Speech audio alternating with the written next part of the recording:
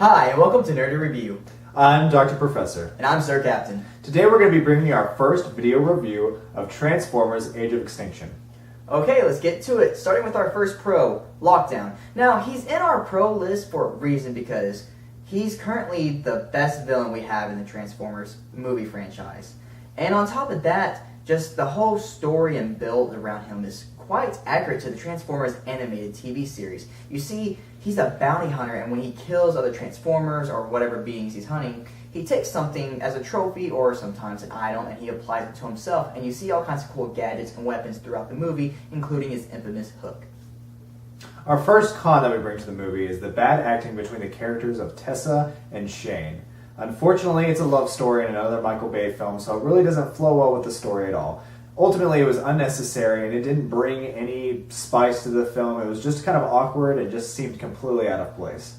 So, with Tessa and Shane to the side, let's focus on another pro, which is the good acting between Mark Wahlberg, Stanley Tucci, and Kelsey Grammer.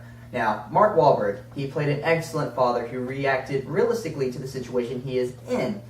Although he does put his own Marky Mark taste into the character, still, nonetheless, it was a good job, Mark Wahlberg. And then there's Stanley Tucci, who plays Joshua, the head of KSI. Now, they're building these, I don't know how to call them, just like these fake Transformers out of this metal that they found, and it's somehow hooked, connected to the Transformers. And it's supposedly making them better. And then when his character finds out that he wasn't really the mastermind behind creating them, he kind of loses his mind in a sense and just completely changes character. But it still worked together and flowed well with the movie. Then there's Kelsey Grammer, who plays Attinger, the CIA agent who is hunting the Autobots. And what's really great about this character and the acting that Kelsey Grammer did, he was actually a convincing villain who seemed like he could actually challenge the Autobot cause. Our second con that we bring about the film is the blatant advertising throughout it. Ultimately, it was completely insulting to us as the viewer trying to watch a movie rather than a commercial. There's an actual scene where Kate, Mark Wahlberg, flies a spaceship through a Bud Light truck, and the Bud Light cans fly out all over the street, and it actually takes a couple of seconds to pan over the cans which are sitting in the fire, and to even go further, he picks one up and has a sip of one. Ultimately, it was just insulting, and we just want to watch a movie, not necessarily be commercialized to. But hey, that's Marky Mark for you. Yeah. Anyways, to our final pro, and probably the biggest pro of the entire Transformers movie franchise.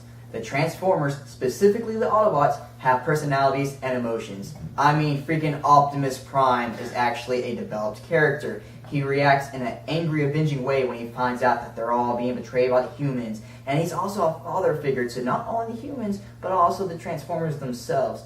And then obviously you have Bumblebee, and he actually kind of has changed a little bit. He's kind of a whiny teenager, maybe separation anxiety from Shia LaBeouf. Who knows? Who cares? And then there's 3 new Autobots that Michael Bay has brought us. There's Hound, who is voiced by John Goodman, and he's this big, fat, but bulky Transformer military unit who's just basically a walking arsenal of cannons and rifles.